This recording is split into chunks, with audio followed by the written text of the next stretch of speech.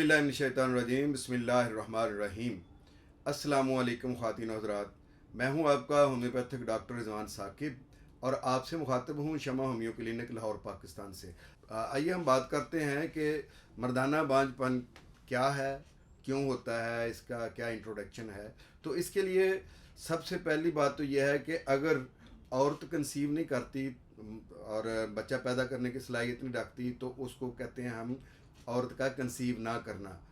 और अगर मर्द बच्चा पैदा करने की सलाहियत नहीं रखता, यानी वो बाप बनने की सलाहियत नहीं रखता, तो उसको हम कहते हैं मर्द का प्रोक्रिएट ना करना। तो अब इन दोनों में जो फ़र्क है बांझपन में, ये यही है कि अगर औरत की जो प्रॉब्लम्स हैं, अगर वो हैं जिसमें वो एग का कमज़ोर होना है या कोई उसके मेंसेस का प्रॉब्लम है, तो ये तो हम मर्दाना बांझपन में आज बात कर रहे हैं। जनाना बांझपन के हवाले से या औरतों में बांझपन के हवाले से हम किसी दूसरी वीडियो में हम आपको डिटेल से बताएंगे।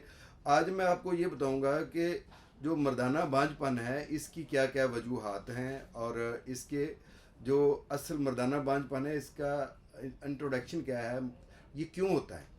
तो जो मर्दाना बांझपन है इसके अंदर सबसे पहले तो आप ज़हन में रखें कि अगर कोई कपल जो है वो 2 साल तक रेगुलर जिनसी राब्ते में रहता है और इसके बावजूद ख़ातून जो है वो कंसीव नहीं कर पाती है, तो इसका मतलब ये है कि ये इनफर्टिलिटी का प्रॉब्लम है और इसको हम प्राइमरी इनफर्टिलिटी कहते हैं। और अगर औरत ने एक दफ़ा कंसीव कर लिया है और वो बच्चा पैदा करने के काबिल हो गई है और जो है ना वो साब औलाद हो गई है या यानी प्रेगनेंसी हो गई है, तो इसका मतलब ये है कि इसके बाद अगर वो 2 साल 3 साल 4 साल या इससे ज़्यादा अर्सा तक जिनसी राब्ते के बावजूद औरत कंसीव नहीं कर पा रही है, तो इसका मतलब है कि ये सेकेंडरी इनफर्टिलिटी है। तो अब प्राइमरी इनफर्टिलिटी में ज़्यादातर हमारे मशरक़ी मुआशरे में औरतों को मुर्द इल्ज़ाम ठहराया जाता है। मर्द ये कहता है कि मेरे अंदर जो है वो मर्दाना क़ुव्वत बहुत ज़्यादा है और मैं एक की बजाय 4 ख़वातीन को भी जो है ना वो सेटिस्फाई कर सकता हूँ। तो इसका मतलब ये हरगिज़ नहीं है कि वो 4 ख़वातीन से बच्चे भी पैदा कर सकता है, और ये भी हो सकता है कि वो एक ख़ातून से भी कोई बच्चा पैदा ना कर सके। इसकी वजह क्या है? इसकी वजह यह है कि असल में जो स्पर्म्स का पैदा होना है वो और स्पर्म्स का खारिज होकर वजाइना तक पहुंचने का जो अमल है, ये सारी चीज़ें जो हैं उसमें इन्वॉल्व होती हैं, जो मर्द के एंड पर होती हैं कि वो अगर ये मामलात करता है तो उसके बाद ही जो है वो प्रेगनेंसी हो सकती है या औरत कंसीव कर सकती है। अब कहा यह जाता है कि जी 2 साल का अरसा अगर बेऔलादी का गुजर गया है तो इसका मतलब है कि ये बांझपन है मर्दों का। तो ये भी एक गलत कंसेप्ट है। बात असल में यह है कि औरत के मखसूस फर्टाइल डेज होते हैं। अगर उन दिनों में मर्द जो है वो रब्ता नहीं करता है औरत के साथ, तो उसकी वजह से भी हमल नहीं ठहरता है। तो अब अगर किसी जॉब में जब उसको छुट्टी मिलती है तब भी उसने आना है, या कहीं आउट ऑफ कंट्री है तो वहाँ से वो उस वक्त आ रहा है, या ऐसे औकात में वो घर आता है कि जिन औकात में वो जो फर्टाइल डे होते हैं वो गुजर चुके होते हैं, या वो लम्हात गुजर चुके होते हैं जिसमें औरत के एग के साथ जो है वो स्पर्म मिल सकता है। उस वक़्त वो फर्टाइल कंडीशन होती है कि उसमें फर्टाइलिटी का टाइम होता है। तो उस वक्त में अगर वो नहीं मिलता है तो इसका मतलब ये नहीं है कि वो 2 साल गुजर गए हैं, तो 2 साल में अगर कंसीव नहीं किया तो इसमें कोई उसको हम मर्द को कसूरवार ठहरा सकें या उसमें औरत को कसूरवार ठहरा सकें। बहरहाल कसूरवार का लफ्ज़ मैंने कुछ ज़्यादा बार ही बोल दिया है। कसूरवार कोई भी नहीं होता, ये अल्लाह ताला की तरफ से होता है। अगर नहीं कंसीव कर रहे या वो साब औलाद नहीं हो रहे हैं तो उसका इलाज करवाना चाहिए। बीमारी तो कोई भी हो सकती है। अगर आँखों की बीमारी है तो मैंने ये देखें ऐनक लगाई हुई है, तो अगर ये चश्मा लगाने से मेरी नज़र ठीक हो गई है तो इसका मतलब ये नहीं है कि मैं आंखों को मुर्द इल्ज़ाम ठहराऊँ या अपने आप को मुर्द इल्ज़ाम ठहराऊँ कि भाई मैं बीमार हूँ और ये जो है ना कोई खामी है। ये अल्लाह की तरफ से है कि अगर कोई किसी को बीमारी लगती है तो उसकी हमें उसका इलाज करवाना चाहिए, और इलाज सुन्नत है और उससे के ज़रिए से हम ठीक हो सकते हैं। अब बात मैं कर रहा था कि मर्दों में बांझपन की। तो मर्दों में बांझपन में आजकल ये बहुत ज़्यादा इजाफा हो रहा है। हम अगर पूरी दुनिया में देखें तो गुज़श्ता 50 सालों के अंदर तकरीबन 50% जो है वो स्पर्म जो है वो उसकी प्रोडक्शन कम हो गई हुई है। और इसके अलावा यह है कि हमारे ये जो जितने भी एनवायरनमेंट है या स्ट्रेस है, इसकी वजह से जो हमारे मसाइल बन रहे हैं मर्दों में, तो उनकी वजह से ज़्यादातर मर्द जो हैं वो बाप बनने के काबिल नहीं होते हैं। तो बहरहाल इसकी काजेज़ क्या हैं और इसकी जो सिम्टम्स हैं वो क्या हैं और इसका डायग्नोज किस तरीके से किया जा सकता है, और फिर यह है कि होम्योपैथिक मेडिसिन कौन सी हैं जो हम दें तो मर्दाना पांचपन को हम ख़त्म कर सकते हैं। और इसके अलावा यह है कि कौन से ऐसे घरेलू टोटके हैं या होम रेमडीज़ हैं जिनके ज़रिए से हम मर्दाना बांझपन का इलाज कर सकते हैं, और कौन सी वो प्रिकॉशंस हैं या फासी तदाबीर हैं जिनको अपना कर हम मर्दाना बांझपन के फेज से निकल सकते हैं या उससे बचा सकते हैं अपने आप को।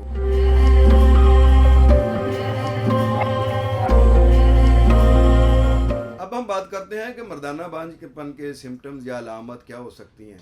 तो मर्दाना बांझपन में सबसे पहली बात तो ये है कि जितने भी लोग साबे औलाद नहीं होते हैं उनमें अगर मर्द जो इसमें उनका कोई पार्ट होता है, उनकी वजह से ये मसला होता है, तो अक्सर उनमें मास्टरबेशन की हिस्ट्री होती है।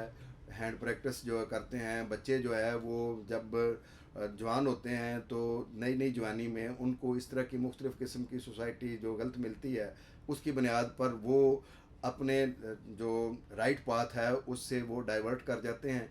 तो जिसकी बुनियाद पर जो इस तरह की जो गैर सेहतमंद सरगर्मियाँ हैं उनमें इन्वॉल्व हो जाते हैं, जिसकी बुनियाद पर ये होता है कि उज़्व में टेढ़ापन आ जाता है, उज़्व जो है वो कमज़ोर रह जाता है, तो जिसकी वजह से भी ये प्रॉब्लम होती है।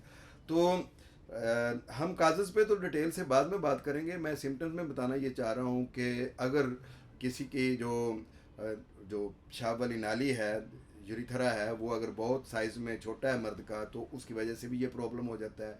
अगर टेस्टिस जो हैं वो बहुत छोटे रह गए हैं तो वो देखने में हमें नज़र आ जाते हैं, तो ये हमारा जो साइंस हैं वो सामने नज़र आ रहे हैं, तो उसकी वजह से भी ये जो मर्दाना बांझपन का मसला हो सकता है। और जिस्म पर अगर किसी मर्द के बाल नहीं हैं तो ये भी हमें इस चीज़ का इंडिकेट कर रहा होता है कि उसकी कोई हार्मोनल प्रॉब्लम्स हैं जिसकी वजह से ये प्रॉब्लम हो रही है। आवाज़ जो है वो औरतों की तरह की है या आवाज़ चेंज है, तो उसके वजह से भी हमें पता चल रहा होता है कि भाई ये मर्दाना बांझपन का शिकार हो सकता है। बहुत ज़्यादा ओबेसिटी है, बहुत ज़्यादा मोटापा है, तो ये चीज़ भी, या कोई ऐसा मर्ज़ है मसलन टीबी है या जिसकी वजह से बहुत स्लिम हो गया है, और जो मर्द है वो मुश्किल हल्का फुल्का बुखार में मुब्तला रहता है, तो इस तरह की जो अगर अलामत पाई जाती हैं तो ये भी मर्दाना बांझपन को इंडिकेट करती हैं। इसके अलावा भी बहुत सारी ऐसी चीज़ें हैं, मसलन अगर आपको हिस्ट्री लेते हैं तो उसके अंदर जो मेल है वो ये बताता है कि मुझे बहुत ज़्यादा जो है वो एहतलाम होता रहा है या होता रहता है, पेशाब के साथ ड्रॉप्स आ रहे हैं, तो उसकी वजह से भी, या वो कहता है कि मेरा इरेक्टाइल डिसफंक्शन है, तो ये चीज़ें भी इसमें आती हैं।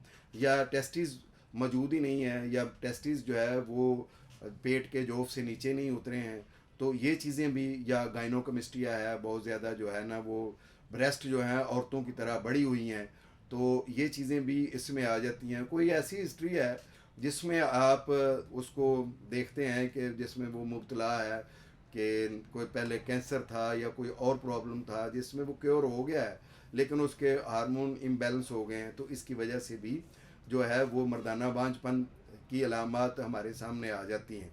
बहरहाल अगर स्पर्म जो है वो पूरे तरीके से पैदा नहीं होते हैं या वो जेकुलेट नहीं होते हैं, तो ये एक मेन वजह है, और ये एक मेन सिम्टम है जो मुख्तलिफ़ किस्म के दीगर सिम्टम्स के को जो है वो इंडिकेट कर रहा होता है। तो इन साइन और सिम्टम्स को देखकर हम अगर होम्योपैथिक मेडिसिन देते हैं तो अल्लाह के फजल से ये मर्दाना बांझपन जो है उसको ख़त्म किया जा सकता है।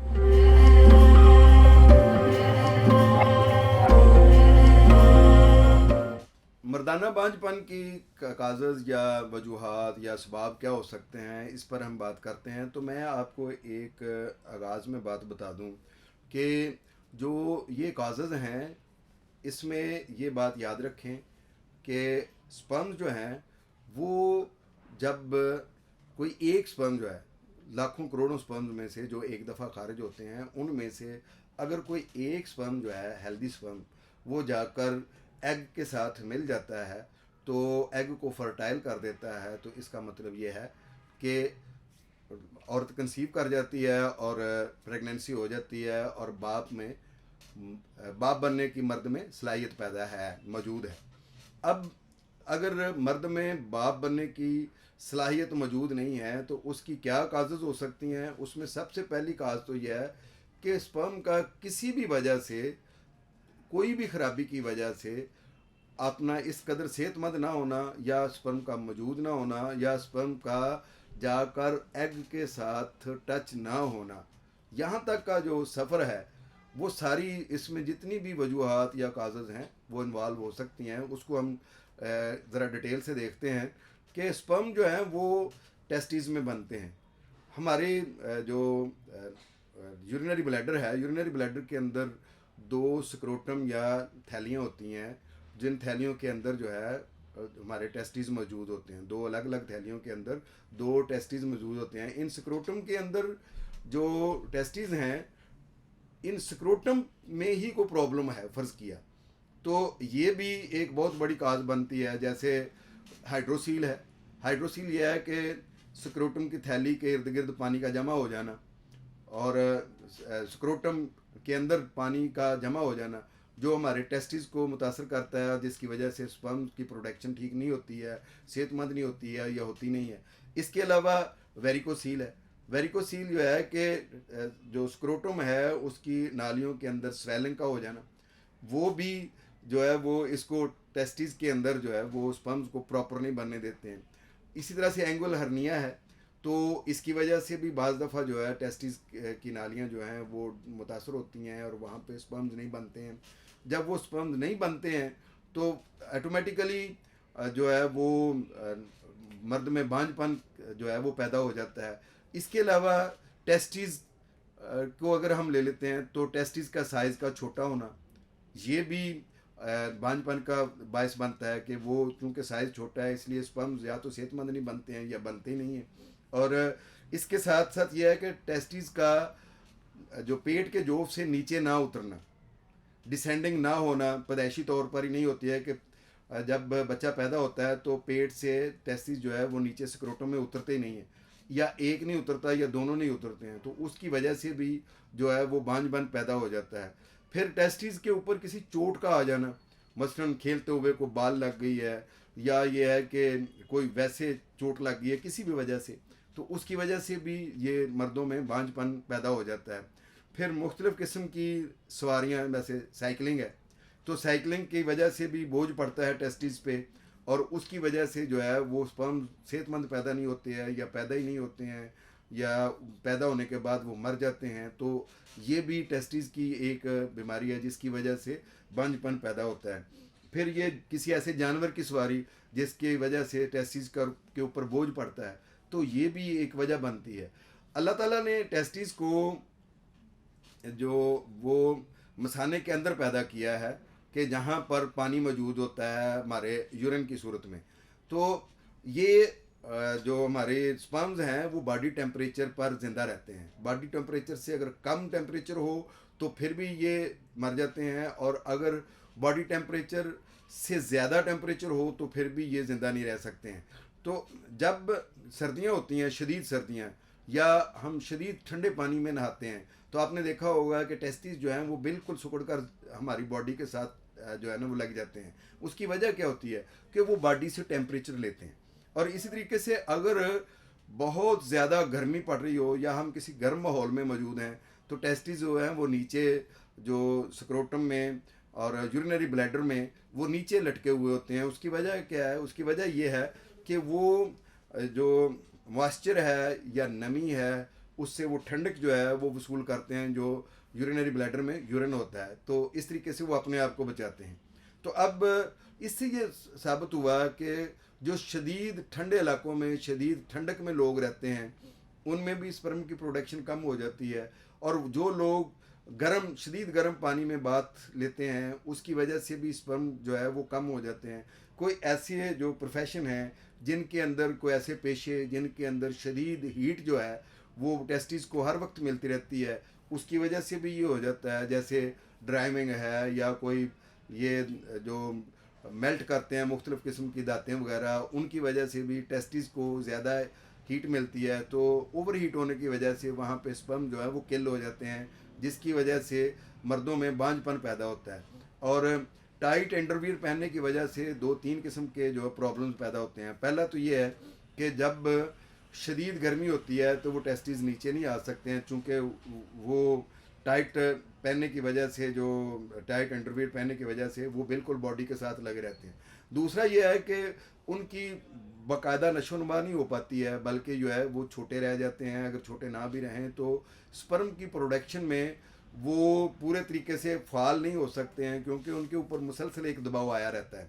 इसके अलावा जो लोग उल्टा सोते हैं उसकी वजह से भी ये प्रॉब्लम होता है कि टेस्टिस पर बोझ आया रहता है मुसलसल, और वो इस प्रॉब्लम की वजह से जो टेस्टिस में प्रोडक्शन कम होती है। और एक्सेसिव जो यूज़ है हमारा एक्सेसिव इंटरकोर्स है, उसकी वजह से भी ये होता है कि तकरीबन 80 आवर्स के अंदर जो है वो हमारे सीमन जो है वो दोबारा पैदा होता है। तो हमें वो टाइम ही नहीं मिलता है कि दोबारा प्रोडक्शन हो सके, तो हम बार बार जो है वो इंटरकोर्स जो है वो बाज़ दफ़ा ये भी इस तरह की प्रॉब्लम पैदा करता है।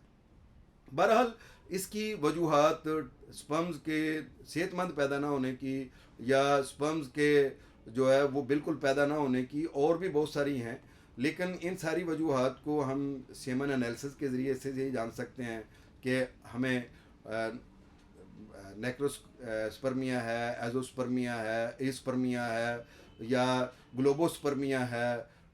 मतलब कोई भी ऐसी कोई वजह हो सकती है जो स्पर्म से रिलेटेड हो।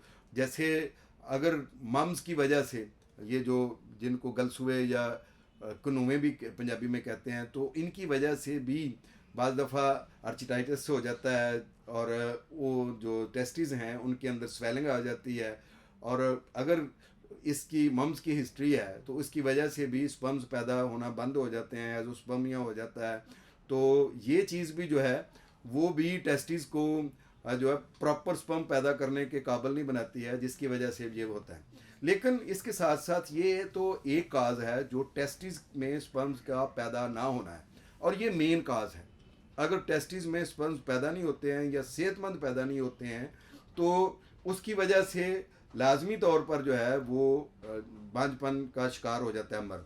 लेकिन इसके अलावा भी बहुत सारी वजूहत हैं। मसलन जो किसी भी वजह से सीमन के अंदर जो है वो रेड ब्लड सेल का अखराज होना, सीमन में एपिथेलियल सेल्स का अखराज होना, सीमन में पस सेल का खारिज होना, ये मुख्तलिफ़ किस्म की जो सेक्सुअल ट्रांसमिटेड डिजीज़ हैं उनको जो है वो इंडिकेट कर रहा होता है कि कोई ना कोई एसटीडी है जिसकी वजह से ये प्रॉब्लम हो रहा है। जैसे गनोरिया हो सकता है, सुजाक जिसको हम कहते हैं, या आतशोक हो सकता है, जिसकी वजह से जो है ना स्पर्म्स में वो डैमेज हो रहे हैं और वहाँ पे कोई इन्फेक्शन है जो उसकी वजह से पस पैदा हो रही है, और पस की वजह से स्पर्म जो है वो किल हो रहे हैं। वो ज़रूरी नहीं है कि टेस्टिस में ही हो, वो पेशाब वाली नाली में आकर भी किल हो जाते हैं और पीछे भी कहीं किल हो सकते हैं। ये तो स्पर्म्स के मुतल्लिका चीज़ें थी। अब आ जाते हैं कि स्पर्म पैदा होने के बाद एक नाली है बाकायदा स्पर्म की जिसके अंदर वो स्टोर होते हैं। अब उस नाली के अंदर किसी भी किस्म की, या तो वो पैदाइशी तौर पर अगर बनी नहीं है या वो सेहतमंद नहीं है, तो उसकी वजह से भी जो है वो स्पर्म जो है वो स्टोर नहीं हो पाते। कह लें कि वो टेस्टिस के में स्पर्म्स के पैदा होने के बाद एक स्पर्म को महफूज रखने वाली एक जगह है या एक स्टोर है या एक बैंक है जहाँ पे वो पड़े रहते हैं। जब भी मर्द एजैकुलेट करता है तो उस वक्त वो उस नाली में से निकल कर एक दूसरी नाली में आते हैं। अब वो जो दूसरी नाली है वो जाकर हमारे जो प्रोस्टेट ग्लैंड हैं उनके साथ टच करती है और वहाँ से सीमन को लेती है। अब देखें दो चीज़ें हैं, एक स्पर्म है एक सीमन है। सीमन जो है वो देखें तकरीबन 5 ml मैक्सिमम जो होता है, आमतौर पर जो नॉर्मल वैल्यू होती है वो 5 ml होती है। जैसे एक चावलों वाला एक चम्मच जो है इतनी सीमन जो होता है, जबकि स्पर्म जो है वो एक ड्रॉप, बहुत छोटा सा ड्रॉप एक होता है। तो अब ये जो छोटा सा एक ड्रॉप है वो स्पर्म की नाली से निकलकर एक ऐसी दूसरी नाली के ज़रिए से जाकर वो जो हमारे प्रोस्टेट ग्लैंड है, हमारे प्रोस्टेट ग्लैंड तक आता है, और प्रोस्टेट ग्लैंड में से वो जो सिक्रेशन है, सीमन जो है वो निकलता है। वो निकल कर फिर हमारी जो पेशाब वाली नाली है उसके अंदर से गुजर कर वजाना में जाता है। अब इन सारे प्रोसेस में टेस्टिस के बाद जो जितनी चीज़ें आ रही हैं वो सारी की सारी जो है वो सेहतमंद होना और उनका प्रॉपर फ़ाल को, किरदार को अदा करना ये ज़रूरी है। अगर उनमें से किसी एक नाली के अंदर भी ऑब्स्ट्रक्शन है, कोई रुकावट है, तो उसकी वजह से स्पर्म खारिज नहीं हो सकते हैं। मसलन अगर हम बैक से लें, यानी यूरिथ्रा से आ जाएं वापस, तो यूरिथ्रा में अगर कोई स्ट्रक्चर है, कोई जो है ना वो रुकावट है, वो रुका हुआ है, आगे से बंद है पेशाब वाली नाली, तो उसकी वजह से स्पर्म खारिज ही नहीं होंगे। तो बेशक कितने भी स्पर्म पीछे मौजूद क्यों नहीं है, तो रिपोर्ट में एजोस्पर्मिया आ जाएगा या एस्पर्मिया आ जाएगा। तो इसकी वजह से भी ये हो सकता है, या ये भी होता है बाज़ दफ़ा कि जो पेशाब वाली नाली है उसके अंदर जब मर्द एजैकुलेट कर रहा होता है तो वो स्पर्म खारिज होने के बजाय एन इरेक्टाइल जब हो जाता है, अकड़ाव आ जाता है, तो इंतशार के साथ ही जो मनी खारिज होनी होती है वो बैक चली जाती है, यानी मसाने के अंदर जाकर खारिज हो जाती है।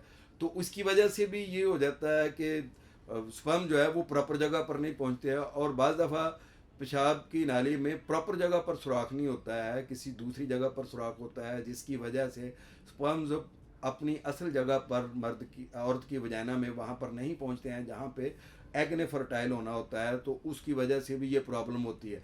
और यूरिथ्रा का या पेशाब वाली नाली का साइज़ का छोटा होना और वो अपनी असल जगह तक स्पर्म्स को नहीं पहुंचा सकता है, तो उसकी वजह से भी ये इनफर्टिलिटी का बायस बनता है। ये तो वो चीज़ें थी जो पेशाब वाली नाली से।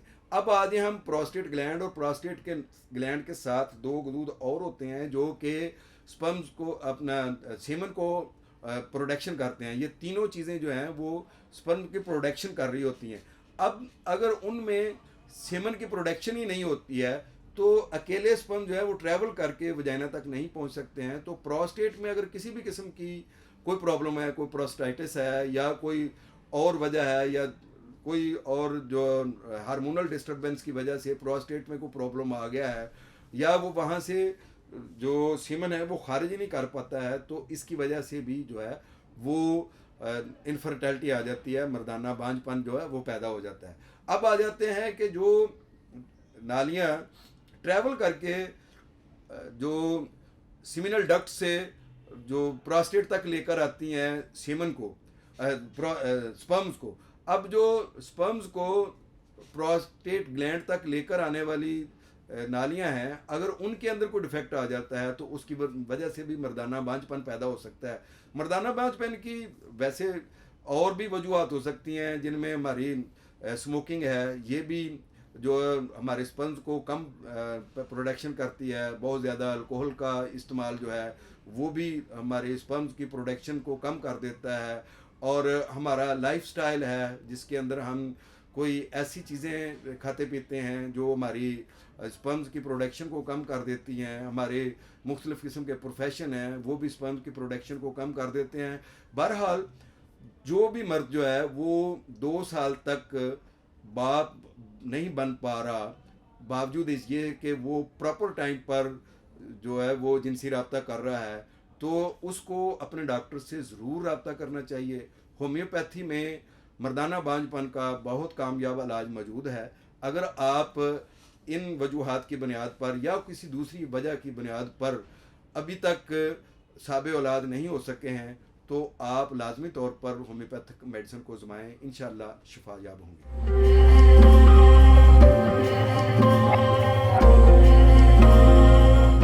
अब हम बात करते हैं कि मर्दाना बांझपन में कौन सी ऐसे टेस्ट हैं या किस तरीके से तशख़ीस की जाती है, किस तरह से डायग्नोज किया जाता है कि ये जो बांझपन है ये मर्द की वजह से है। और आम तौर पर हमारे मुआशरे में मर्द जो हैं वो बेसिक टेस्ट करवाने से भी जो है वो हिचकिचाते हैं कि नहीं, हमारी तो मर्दाना क़ुव्वत जो है वो बहुत अच्छी है। और कहा भी जाता है कि जी आप जो मेरे पार्टनर से पूछ लें, अगर गायनेकोलॉजिस्ट के पास जाते हैं दोनों, तो वो कहते हैं कि जी मेरी पार्टनर से पूछें आपके भी, मैं बिल्कुल ठीक हूँ, मैं बिल्कुल सेहतमंद हूँ। तो ये रवैया बिल्कुल ठीक नहीं है। असल में बीमारी किसी में भी हो सकती है, ख़ातून में भी हो सकती है और मर्द में भी हो सकती है। तो इसका एक बेसिक टेस्ट है जो डॉक्टर फिज़िकली चेक करने के बाद मर्द को तो वो करवाता है। अच्छा, वो बेसिक टेस्ट मैं आपको डिटेल से बाद में बताता हूँ। पहले डॉक्टर जो है वो मर्द की एक हिस्ट्री लेता है। उसमें पास्ट हिस्ट्री होती है, उसमें बहुत सारी उसकी मुख्तलिफ हैबिट्स को देखा जाता है कि कहीं कोई मास्टरबेशन की हैबिट तो नहीं रही, या कोई नाइट मिशन की कोई प्रॉब्लम तो नहीं रही, जो एहतलाम की या हाथ से अपने आप को ज़ाया करने की कोई इस तरह की चीज़ें तो नहीं रही। फिर बाज़ दफ़ा डॉक्टर जो है उसका फ़िज़िकल एग्ज़ाम भी करता है कि पेशाब वाली नाली का साइज़ जो है वो प्रॉपर है कि नहीं है, या टेस्टिस जो हैं वो मौजूद भी हैं या नहीं है, या डिसेंडिंग तो नहीं है जो अभी नीचे नहीं उतरे हैं, या कोई ऐसी सिम्टम्स तो नहीं है हाइड्रोसील की या जो है वेरिकोसील की। इस तरह की अगर कोई प्रॉब्लम्स डॉक्टर को नज़र आती हैं, या कोई हर्निया का नज़र आता है, या कोई चोट के असरात नज़र आ रहे हैं, या कोई इस तरह से यूरिथ्रा की कोई डिसऑर्डर है, तो इस तरह की चीज़ें देखने के बाद फिर वो पूरी बॉडी को फिज़िकली एग्ज़ाम करता है कि कहीं कोई गायनोकेमिस्ट्रिया तो नहीं है, कोई जो जो है हमारे जो ब्रेस्ट हैं वो औरतों की तरह की तो छातियाँ नहीं बनी हुई हैं, या जिस्म पर बाल हैं कि वो बिल्कुल मफकूद तो नहीं है, ख़त्म तो नहीं है, या मर्द की आवाज़ या उसकी दाढ़ी और मूँछों के बाल, ज़ेर नाफ बाल या बगलों में बाल मौजूद भी हैं या नहीं हैं। तो इस तरह की चीज़ें जो हैं वो देखने के बाद डॉक्टर ये देखता है कि क्या इसको कोई हार्मोनल प्रॉब्लम तो नहीं है जिसकी वजह से ये बांझपन का हो गया है। तो ये डायग्नोज करने के बाद डॉक्टर ये चीज़ें देखने के बाद फिर पेशेंट की ये हिस्ट्री लेता है कि उसको कोई इससे पहले कोई ऑटोइम्यून डिजीज़ तो नहीं है, आर्थराइटिस तो नहीं है, या कभी मम्स की हिस्ट्री तो नहीं रही है। ये चीज़ें पूरी डिटेल से हिस्ट्री लेने से वो डॉक्टर डायग्नोज करता है कि भी इसको कोई टेस्ट करवाने की ज़रूरत है या नहीं। अब टेस्टों में अगर तो उसकी ये बॉडी स्ट्रक्चर की, मम्स की और दूसरी हिस्ट्रीज देखता है, तो उसमें वो उसको मुख्तलिफ़ किस्म के हार्मोनल टेस्ट जो है वो करवाता है। बाज़ दफ़ा जो है वो प्रोजेस्टेरॉन का टेस्ट है, टेस्टोस्टेरॉन है, या इस तरह के और दूसरे टेस्ट हैं, FSH है, या मुख्तलिफ और एंडोक्राइन के टेस्ट होते हैं कि जो उनको करवाने के बाद वो पता चलता है कि आया इसको कोई हार्मोनल डिजीज़ तो नहीं है। अगर उन टेस्टों में वो नॉर्मल आता है तो फिर ये है कि जो मैंने आपको बताया कि जो बेसिक टेस्ट है हर मर्द को, सबसे पहले अगर वो 2 साल तक बाप नहीं बन सका है तो उसको जो बेसिक टेस्ट करवाना चाहिए वो सेमन एनालिसिस है। तो सेमन एनालिसिस या जो सेमन CE भी उसको बोलते हैं, उसके अंदर क्या है कि मनी का टेस्ट होता है। वो मनी के अखराज करके उसका सैंपल जो है वो लेबॉर्ट्री में जब दिया जाता है तो उसमें पूरी डिटेल आ जाती है कि टोटल जो वॉल्यूम है स्पर्म का वो कितना है, इसकी pH कितनी है, विस्कोसिटी क्या है, और इसके अलावा ये है कि ये कितनी देर तक जो है ना वो लिक्विड फॉर्म में तब्दील नहीं होता है, और यानी उसकी नॉर्मल वैल्यू लिक्विड में कन्वर्ट होने की कितनी है। इसके अलावा स्पर्म काउंट कितना है कि स्पर्म्स इसमें टोटल कितने हैं, और फिर ये है कि वॉल्यूम भी पता चलता है कि टोटल कितना है, 5 ml से कम तो नहीं है। स्पर्म काउंट कितना है, स्पर्म काउंट के बाद ये है कि ये देखा जाता है कि उन स्पर्म्स में मोटेलिटी कितनी है, कि वो सेहतमंद कितने हैं, इसमें जो प्रोग्रेसिव हैं वो कितने हैं, और नॉन प्रोग्रेसिव या इमोटाइल कितने हैं कि जो मौजूद तो हैं लेकिन यह है कि वो उनकी जो हरकत है या उनकी मोटेलिटी है वो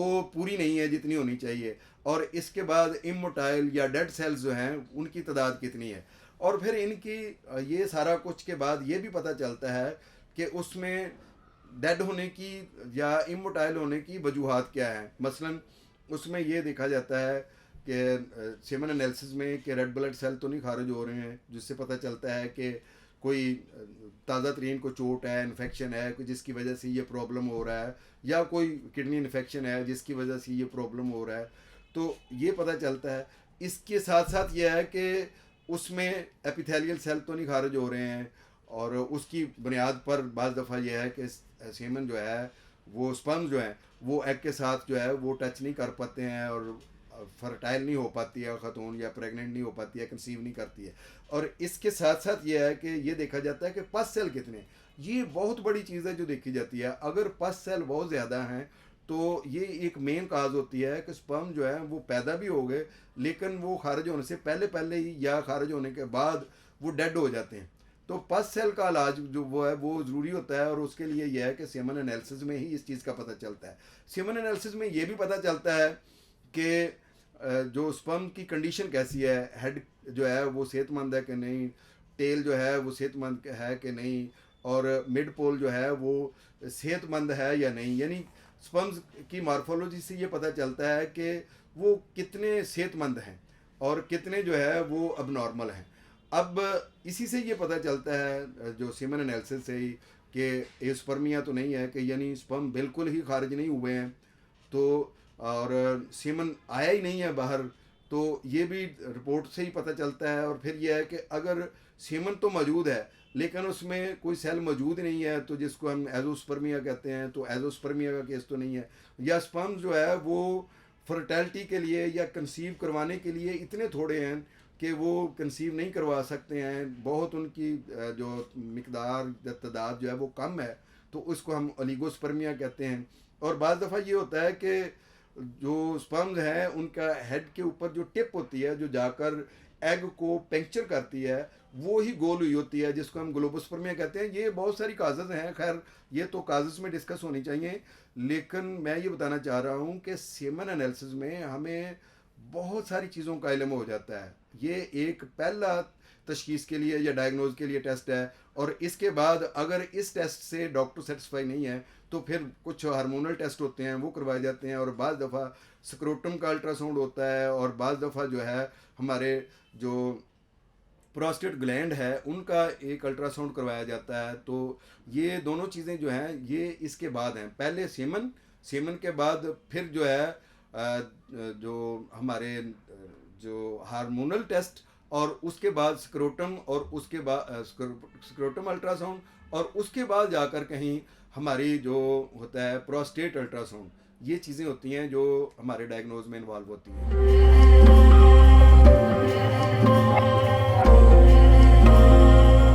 मेल इनफर्टिलिटी या मर्दाना बांझपन का अगर हम इलाज के हवाले से बात करते हैं कि इसका क्या ट्रीटमेंट है, तो सबसे पहले एक बात ये याद रखें कि कोई भी मर्ज़ है होम्योपैथी में अकॉर्डिंग टू सिम्टम्स उसकी मेडिसिन दी जाती है। अगर आपके सिम्टम्स मैच कर रहे हैं मेडिसिन के साथ तो वो मेडिसिन इफ़ेक्टिव है, अगर नहीं कर रहे हैं तो वो इफ़ेक्टिव नहीं है। एक चीज़ तो ये ज़हन में रखें। दूसरी बात ये है कि किसी भी मर्ज़ को होम्योपैथी में लाइलाज नहीं समझा जाता। वो इसलिए कि मर्ज़ कोई भी है, जब आप उसकी काज और उसके सिम्टम्स को देख लेते हैं और उसके काज को दूर कर देते हैं और उसके सिम्टम्स को ख़त्म कर देते हैं, तो वो पेशेंट जो है वो शिफायाब हो जाता है। तो इसलिए आपने तवज्जो देनी है काज पर, और काज के बाद जो है वो सिम्टम्स पर, और उसके बाद जो है वो जब आप ट्रीटमेंट करेंगे तो अकॉर्डिंग टू काज और सिम्टम्स जब आप इलाज करते हैं तो उसमें मुख्तलिफ मेकानिज़म भी इन्वॉल्व होते हैं। ये डॉक्टर की, होम्योपैथ डॉक्टर की एक्सपर्टी है कि वो सबसे पहले तो यह है कि उसके मेकानिज़म को जो है वो तलाश करे कि कौन सा ऐसा मेकानिज़म है जो बीमारी को ख़त्म करने में रुकावट बना हुआ है। उस मेकानिज़म को एज ए मेडिसिन देकर फिर अगर मेडिसिन शुरू की जाएगी तो वो बहुत जल्दी जो है ना वो आराम आएगा। तो अब हम अगर देखें कि मर्दाना बांझपन की कौन सी अद्वियात हैं, तो काज को अगर मद्देनज़र रखें या सिम्टम्स को मद्देनज़र रखें तो हमारी मेडिसिन हर कदम पर बदलती जाएगी। मसलन अगर आपको ये पता चल गया है कि ओलिगोस्पर्मिया है, तो ओलिगोस्पर्मिया में हमारे पास एग्नस कास्ट भी है, ओलिगोस्पर्मिया में हमारे पास टेरिब्यूलस्टर भी है जो स्पर्म्स काउंट को बढ़ाती है, और डायमियाना तो इसकी बादशाह मेडिसिन है जो स्पर्म काउंट को बढ़ाती है। लेकिन अगर काज पीछे जो हैं वो मास्टरबेशन है या कोई ज़्यादा एहतलाम होने की वजह से है और इस तरह की चीज़ें हैं, तो हमारी मेडिसिन फिर बदल जाएगी। उसमें सेलेनियम मेडिसिन हो सकती है, एसिड फास्ट मेडिसिन हो सकती है कि जो इसको कवर करती है। और बाज़ दफ़ा हमारे पास जो है वो काज एजोस्पर्मिया जो है वो बांझपन का बना हुआ है, और एजोस्पर्मिया की काज जो है वो कोई जो नाली में किसी में रुकावट है, सिमिनल डक्ट में रुकावट आ गई हुई है, या कोई इस वजह से हो रहा है एजोस्पर्मिया, तो उसमें हमारे पास एसिड फ्लोर बहुत अच्छी मेडिसिन है, तो वो दी जा सकती है। फिर कलकेरिया फ्लोर मेडिसिन है, वो दी जा सकती है। और अगर हाइड्रोसील है उसकी वजह से ये प्रॉब्लम हो रहा है, तो उसमें भी हमारे पास मेडिसिन चेंज हो जाएगी। है तो ये भी मर्दाना बांझपन, लेकिन इसमें मेडिसिन हमारी हिमामेलस हो सकती है, और इसके अलावा कलकेरिया फ्लोर हो सकती है। तो ये देखना होगा कि कौन सी प्रॉब्लम क्या है, और अगर मर्दाना बांझपन प्रोस्टेट ग्लैंड की प्रॉब्लम्स की वजह से हो रहा है, तो उसमें हमारे पास क्लेमाइटिस है, या फिर हमारे पास साबल सेरुलाटा है, या चियोनेंथस है, और बहुत सारी अद्वियात हैं जिनको हम, और अगर हार्मोनल डिस्टर्बेंस की वजह से ये प्रॉब्लम हो रहा है, तो हमें हार्मोन को जो स्टिमुलेट करने वाली मुख्तलिफ मेडिसिन हैं उनको जो दिया जा सकता है। थायराइड क्या को प्रॉब्लम है, हाइपरथायराइडिज्म है या हाइपोथायराइडिज्म है जिसकी वजह से मर्दाना बांझपन है, तो उसकी अलग से मेडिसिन होंगी, जैसे आयोडियम है या थूजा है, लेक्सस है। तो वो अलामात के मुताबिक वो मेडिसिन कलकेरिया कार्ब हो सकती है इसमें, तो वो दी जा सकती हैं। होम्योपैथी की नंबर ऑफ़ मेडिसिन हैं जो मर्दाना बांझपन पर इस्तेमाल होती हैं, लेकिन याद रखें कि सेल्फ मेडिकेशन बिल्कुल ना करें जब तक आपको काज का, सिम्टम्स का पता नहीं चलता, जब तक आप प्रॉपर तौर पर डायग्नोज नहीं कर पाते कि मुझे मर्दाना बांझपन क्यों है, ये बांझपन की वजह क्या है। जब तक आपको उसका पता नहीं चलता, सिम्टम्स का पता नहीं चलता है, तो आप सारी मेडिसिन इकट्ठी भी ले लें तो उनका कोई फ़ायदा नहीं होगा, बल्कि नुकसान होगा। इसलिए बेहतर ये है कि आप अपने होम्योपैथिक मॉलिज से कंसल्ट करें।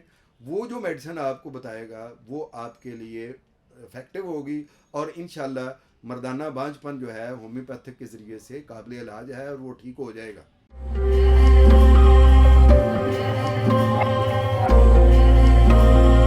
अब हम बात करते हैं कि मर्दाना बांझपन के लिए होम रेमडीज़ क्या हो सकती हैं।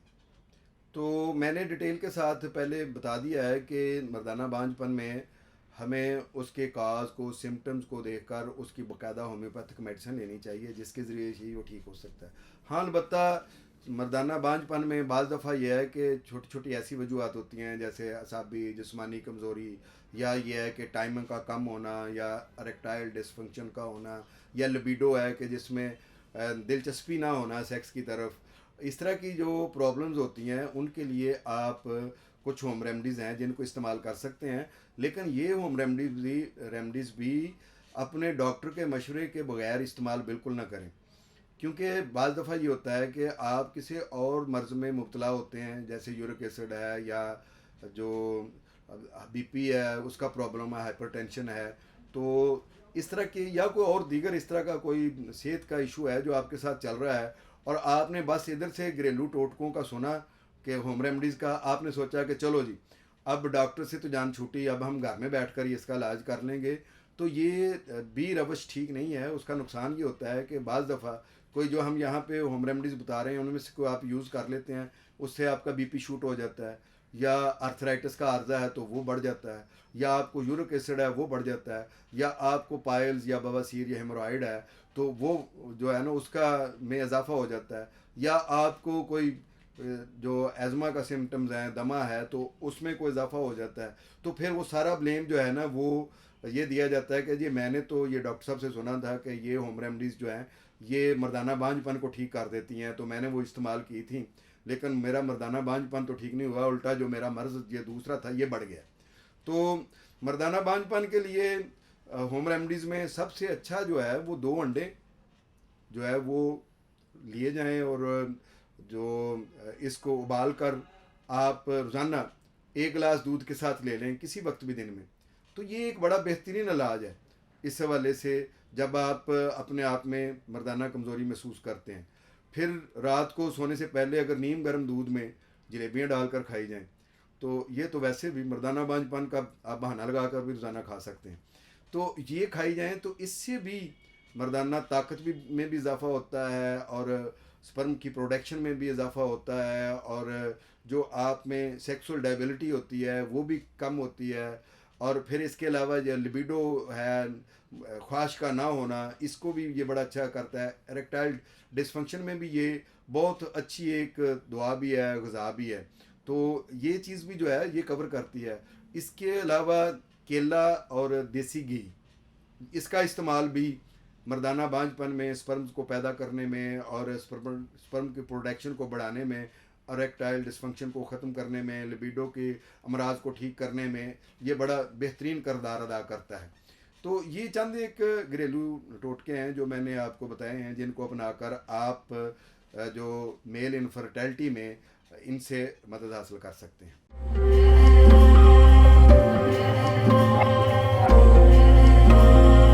अब हम बात करते हैं कि मेल इनफर्टिलिटी या मर्दाना बांझपन में वो कौन सी हिफाजती तदाबीर या एहतियाती तदाबीर या प्रिकॉशंस हैं जिनको अपनाया जाए तो हम इससे या बच सकते हैं या इसका इलाज कर सकते हैं।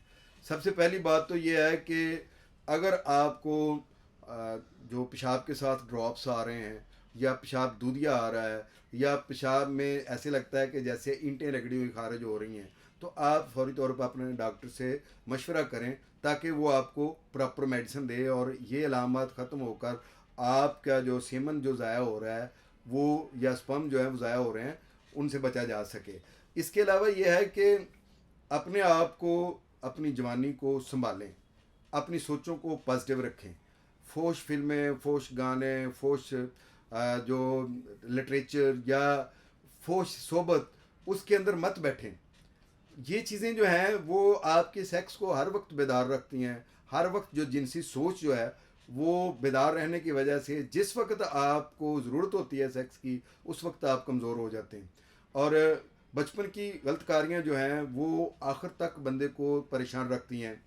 इरेक्टाइल डिसफंक्शन होता है उसी की वजह से, अपने आप को हाथ से ज़ाया करने की वजह से। जो नौजवान मेरी ये वीडियो देख रहे हैं वो ये हिफाजती तदबीर ज़रूर करें कि अपने आप को तन्हाई में खुद लज्जती से ज़ाया ना करें, अपने हाथ से अपने आप को ज़ाया करें ना करें। कोई दूसरा तरीका ऐसा ना अपनाएं जिसके ज़रिए से आप सेक्स में इन्वॉल्व होकर अपने सेक्स को कमज़ोर कर रहे हैं। जैसे मुख्तलिफ़ किस्म का ये आजकल मोबाइल में मुख्तलिफ़ किस्म की वीडियोज़, फोश किस्म की हम आम देखने में मिलती हैं, तो इनसे बहुत अवॉइड करें। अपनी सोचों को पॉजिटिव रखें। ये आपके जो मर्दाना बांझपन के अमराज को मिनिमाइज़ करता है। और बड़ों में ये है कि ये मुख्तलिफ़ किस्म की ऐसी चीज़ें होती हैं कि अल्कोहल का इस्तेमाल है, फिर इसके अलावा सिगरेट नोशी बहुत ज़्यादा है और मुख्तलिफ़ किस्म के नशे जो हैं उनमें इन्वॉल्व हो जाते हैं। तो इन चीज़ों से परहेज़ करें। और STD जो है, जिसको हम सेक्सुअल ट्रांसमिटेड डिजीज़ कहते हैं, वो उसी वक्त ही पैदा होती है जब आप जो अपने जीवन साथी तक महदूद नहीं रहते हैं। जब आप मुख्तलिफ़ जगहों पर मुंह मारते हैं तो फिर उसका खमियाजा शदीद किस्म का भुगतना पड़ता है कि जिसमें HIV है, एड्स का प्रॉब्लम हो जाता है, गनोरिया है, सुजाक है, आतशुक है, ये प्रॉब्लम्स हो जाती हैं। और ये प्रॉब्लम्स जो हैं ये मर्द को बिल्कुल ना मर्द कर देती हैं। और उसमें यह है कि उसमें अगर सेक्सुअल पावर मौजूद भी है, अगर फीमेल को सेटिस्फाई कर भी लेता है, तो एक तो वो खुद एक बम बन गया हुआ है जो दूसरे अपने पार्टनर को भी तबाह कर रहा है। यानी अगर एड्स है तो ख़तून में भी वो चीज़ जो है वो दाखिल हो रही है और वो जो है ख़तून को भी इस मर्ज़ में मुब्तला कर रहा है। इस तरह से अगर उसको गनोरिया है तो औरत को भी ये है कि यही मर्ज़ लग जाता है, अगर आतशुक है तो औरत को भी यही मर्ज़ लग जाता है। तो इसलिए अगर आप अपने जीवन साथी तक महदूद रहते हैं तो इस तरह के अमराज से बचकर, पहली बात तो यह है कि आप मर्दाना बांझपन का शिकार नहीं होंगे। दूसरा यह है कि अपने साथ साथ दूसरे माशरे को भी बचाएंगे। एक मछली सारे तालाब को गंदा कर देती है, इसी तरह से एक गलत मर्द जो है वो ना सिर्फ अपनी जो जीवन साथी है उसको बीमार कर देता है, बल्कि और आने वाली नस्ल को भी जो है वो बीमार पैदा करता है। या हो सकता है कि उसकी आने वाली नस्ल जो है वो बिल्कुल ही जो है वो काबिल न रहे इसके कि वो अपनी नस्ल को आगे बढ़ा सके। तो इसलिए एक तो ये भी बहुत ज़रूरी है कि आपने अपने जिनसी रवाबत जो हैं अपनी ख़ातून तक ही महदूद रखने हैं और अपनी सोच को पॉजिटिव रखना है। और जितनी भी ये जो नशावर चीज़ें हैं वो नहीं खानी है, और ऐसी अद्वियात से भी परहेज़ करें। जैसे लोगों ने एक मामूल बना लिया है, ज़रा टेंशन है, डिप्रेशन है, ज़रा ये गोली खा लेता हूँ, नींद नहीं आ रही है, ये गोली खा लेता हूँ। और सेल्फ मेडिकेशन बड़ी जो है ना एक आम हो चुकी है कि नज़ला, ज़ुकाम, बुखार, खांसी या कोई और इन्फेक्शन हुई है, फौरी तौर पर जो है ना खुद ही मेडिसिन ले ली, और उसके अंदर जो है ना उसके अंदर बहुत सारे स्टीरॉइड्स होते हैं, और वो स्टीरॉइड्स जो हैं वो बाज़ दफ़ा जो है स्पर्म को किल कर देते हैं। याद रखें, स्टीरॉइड्स को कभी भी खुद ना लें। स्टीरॉइड्स जो हैं वो बहुत ख़तरनाक होते हैं। अगर किसी वजह से कोई डॉक्टर आपको रिकमेंड कर रहा है तो वो एक अलग बात है। हो सकता है कि जो स्टीरॉइड से खतरा है उससे बड़ा ख़तरनाक मर्ज आपको हो, जिसको वो ख़त्म करने के लिए वक्ती तौर पर डॉक्टर को डिसीजन लेना पड़ गया है कि वो स्टीरॉइड दे रहा है, लेकिन आप खुद ना लें ये। इसी तरीके से मर्दों को ये अक्सर होता है कि वो सर्दियों में इंतहाई गर्म पानी के साथ नहाते हैं। इससे भी स्पर्म जो है वो कम हो जाते हैं। गर्म पानी से ना नहाएं, बल्कि मुअद्दल जो टेम्परेचर वाला, जो नॉर्मल टेम्परेचर वाला पानी है उसके साथ नहाएं, ताकि ये मसला ना हो। इसी तरीके से कुछ मर्द जो हैं वो साइकिलिंग, या आजकल तो यह है कि जिम में जाकर इस तरह की जो स्टेल साइकिलिंग होती है वो करते हैं, जिसकी वजह से स्पर्म जो है वो किल हो जाते हैं और मर्दाना बांझपन का आर्जा पैदा हो जाता है। अक्सर मर्दों को उल्टा लेटने की आदत होती है। आपने उल्टा नहीं लेटना है। ऊंधे मुंह लेटने से जो है वो स्पर्म काउंट जो है वो कम हो जाता है। उसकी बहुत सारी वजूहत हैं कि क्यों कम होता है, उस पर हम कभी डिटेल से बात करेंगे। अभी तो मैं आपको वो एहतियाती तदाबीर बता रहा हूँ जिनको आपने अपनाना है। और टाइट अंडरवियर ना पहने। टाइट अंडरवियर की वजह से भी जो है आपके जो है स्पर्म जो कम हो जाते हैं और मर्दाना बांझपन का मसला होता है। किसी जानवर की सवारी अगर कर रहे हैं तो प्रॉपर आपकी ने उसकी वो जो सीट है वो बनानी है, ताकि स्पर्म पैदा करने वाले जो टेस्टिस हैं उनके ऊपर कोई ज़्यादा लोड या बोझ ना आए। तो ये वो चंद एक चीज़ें हैं जो एहतियाती तदाबीर हैं जिनको अपनाकर आप मर्दाना बांझपन से बच सकते हैं। और अगर खुदा न खास्ता आपको ये आर्जा लाक हो गया है तो उसमें इन हिफाजती तदाबीर को अपनाकर आप अपने मर्ज़ को मिनिमाइज़ कर सकते हैं, और इसका इलाज करवाने के ज़रिए होम्योपैथिक इलाज करवा कर आप इस मर्ज़ से छुटकारा हासिल कर सकते हैं। बहुत शुक्रिया। अल्लाह हाफिज़। अस्सलामु अलैकुम।